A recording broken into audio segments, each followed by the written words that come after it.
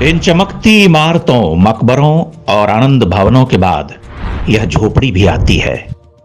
आप सोचते होंगे इस झोपड़ी में देखने के लिए क्या रखा है। ऐसी लाखों झोपड़ियां तो सड़क और रेल से गुजरते हुए दिखाई दे जाती हैं। सच कहते हैं, इन झोपड़ियों में कौन फंस कर रहता है। लेकिन जरा ठहरिए, इससे पहले कि आपकी भागती आंखों से यह ओझल हो जाए और आनंद भवनों के अलंकार में आप डूब जाएं, 2 बूंद जल अपनी दृष्टि में भर लीजिए। यह झोपड़ी जिस हुतात्मा की है, उसे भारत चंद्रशेखर आजाद के नाम से जानता है। झाबुआ के अंध देहात भावरा की इस कांतिहीन झोपड़ी में ही भारत की मुक्ति का प्रातिभ चंद्रशेखर उगा था। वही चंद्रशेखर जिसकी ताव लेती मूंछों से अंग्रेजी सिपह सालारों की कसी मुट्ठियां ढीली पड़ जाती थीं।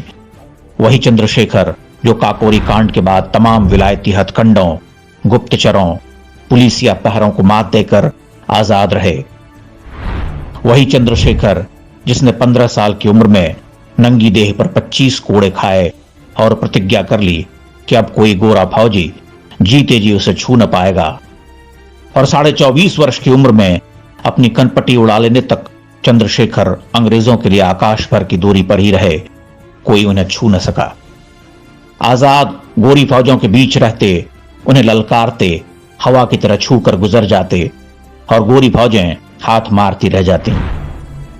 अल्फ्रेड पार्क में जब 80 पुलिस वालों से वह घिर गए और नॉट बावर ने उनके चेतने समझने से पहले गोली चला दी, तो अपनी घायल जांघ और गोली से जड़ दाहिने हाथ की परवाह न करते हुए इस पुरुष सिंह ने अपने अदम्य साहस और अचूक निशाने से उन्हें थर्रा दिया।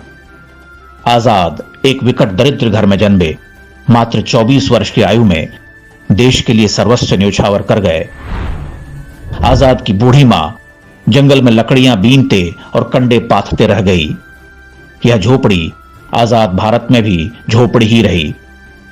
आजाद की मां जगरानी देवी अनाम मर गईं। नेहरू और कांग्रेसी सफेद पोशों के नाम से अट्टालिकाएं खड़ी हो गईं। इतिहास की पुस्तकें छप गईं।